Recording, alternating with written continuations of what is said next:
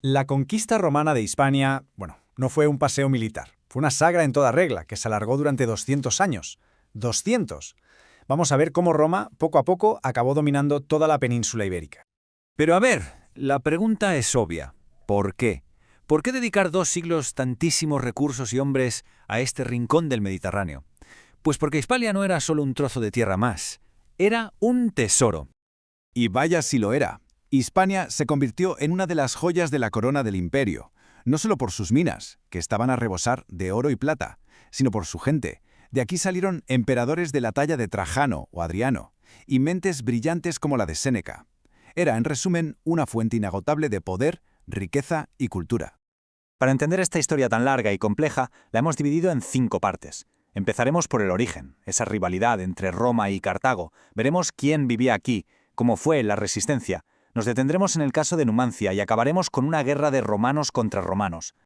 Y aquí viene lo más curioso de todo. Roma no desembarcó en Hispania con un plan de conquista, para nada. Todo empezó como un movimiento estratégico en su partida de ajedrez particular contra su archienemigo, Cartago. La chispa que lo prendió todo fue el ataque de Aníbal a Sagunto, una ciudad aliada de Roma. La respuesta romana fue, hay que decirlo, brillante. En lugar de centrarse solo en frenar a Aníbal en Italia, decidieron atacar donde más le dolía, en su base de operaciones, en Hispania. Desembarcaron en Emporium para cortarles los suministros. Y ahí empezó todo. Claro, una vez que los cartagineses fueron expulsados, la perspectiva de Roma cambió radicalmente. De repente se encontraban controlando un territorio inmenso y lleno de recursos. Tipos como Escipión el africano se dieron cuenta enseguida. Hispania ya no era un frente de batalla, era un premio, y uno muy gordo. Vale, pero la península no estaba vacía, ni mucho menos. ¿Con quién se encontraron los romanos al llegar? Pues con un auténtico mosaico de pueblos y culturas. Un puzzle fascinante. A grandes rasgos, para simplificar, podemos hablar de 2 grandes áreas culturales. Por un lado, los pueblos de influencia celta, más en el interior, con una estructura más tribal, y por otro, los íberos, en toda la costa mediterránea, que ya tenían mucho contacto con griegos y fenicios. Pero ojo, que la realidad era mucho más compleja y había mezclas por todas partes, como los famosos celtíberos. Y como era de esperar, estos pueblos no recibieron a los romanos con los brazos abiertos. Su llegada fue el comienzo de casi 200 años de una resistencia feroz, brutal y constante. No fue, para nada, un camino de rosas para las legiones. De hecho, ni los propios romanos se ponían de acuerdo en cómo someterlos. Estaban los de la mano dura, como Catón el Viejo, que apostaban por la represión sin piedad. Y luego estaban otros, como Tiberio Graco, que intentaron la vía de la diplomacia, de los pactos. 2 caras de la misma moneda, la de la conquista. Y en medio de todo este caos, surge una figura que se convirtió en leyenda. Un líder lusitano que fue la peor pesadilla de Roma durante años. Viriato. Un genio de la guerra de guerrillas. Dicen que él dijo eso de «nunca hay que fiarse de un romano». Y qué razón tenía. Fue tan bueno en el campo de batalla que Roma, incapaz de derrotarlo, tuvo que recurrir a la traición. Pagaron a sus propios hombres para que lo asesinaran mientras dormía. Así se las gastaban. Pero la resistencia no murió con Viriato.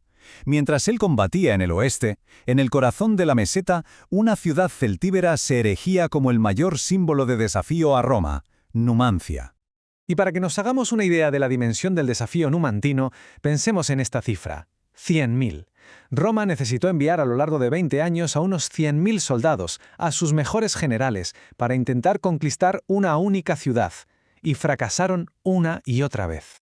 Entonces, si no podían con ella a la fuerza, ¿cómo cayó Numancia? Pues la respuesta es terrible. No la vencieron, la rindieron. La mataron de hambre. El encargado de esta tarea fue Escipión Emiliano. Su plan fue metódico y cruel. En lugar de atacar, construyó un cerco imposible de romper. Una muralla de 9 kilómetros, con torres, fosos, bloqueó cualquier entrada de suministros, incluso el río. Y simplemente se sentó a esperar a que la gente de dentro muriera de hambre y enfermedades. El final es absolutamente trágico. Antes que rendirse y acabar como esclavos, la mayoría de los numandinos prefirieron quitarse la vida. Su historia se convirtió en un mito, un símbolo de resistencia hasta el final. Y con su caída, en el 133 a.C., la resistencia organizada a gran escala en Hispania prácticamente se acabó. Y aquí la historia da un giro total. Con los pueblos locales ya muy debilitados, el principal enemigo de Roma en España pasó a ser la propia Roma. La península se convirtió en el tablero de sus guerras civiles. Las últimas décadas de la conquista son un quién es quién de la política romana. Primero, la rebelión de Sertorio, que intentó crear aquí una especie de Roma independiente. Después, el gran enfrentamiento entre Julio César y Pompeyo tuvo batallas decisivas en suelo hispano. Y el que le puso el punto y final a todo fue el mismísimo emperador Augusto. Pero incluso para él no fue fácil. Quedaba el hueso más duro de roer, los cántabros y los astures, en las montañas del norte. Un terreno infernal para las legiones y una gente que no estaba dispuesta a rendirse. La cosa se puso tan fea que Augusto tuvo que llamar a su mejor general, su mano derecha, Agripa, para poder terminar el trabajo. Y por fin, en el año 19 a.C., casi 2 siglos exactos después del primer desembarco, la conquista termina. Toda la península ibérica está bajo el control de Roma.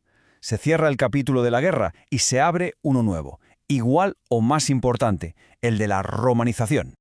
Entonces, ¿cuál es el legado de todo esto? Pues es algo mucho más complejo que una simple historia de batallas. Es la historia de una transformación total, de una resistencia feroz y de una ambición imperial sin límites. De esa mezcla de sangre y cultura no surgió la destrucción de Hispania, sino su renacimiento como una de las provincias más importantes de Roma. Un proceso que marcó para siempre la identidad de esta tierra.